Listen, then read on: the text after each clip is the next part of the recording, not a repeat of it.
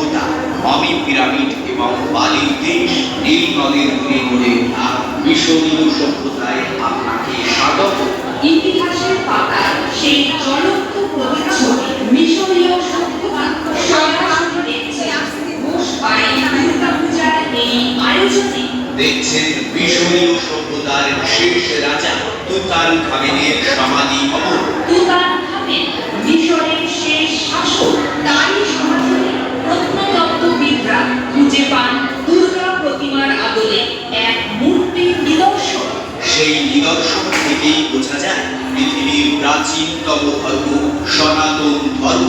তারই আদলে ঘোষবাড়ির এবারের আয়োজন। দেখুন মমি পিরামিড, বালি আর বালির দেশ নীল নদের তীরে।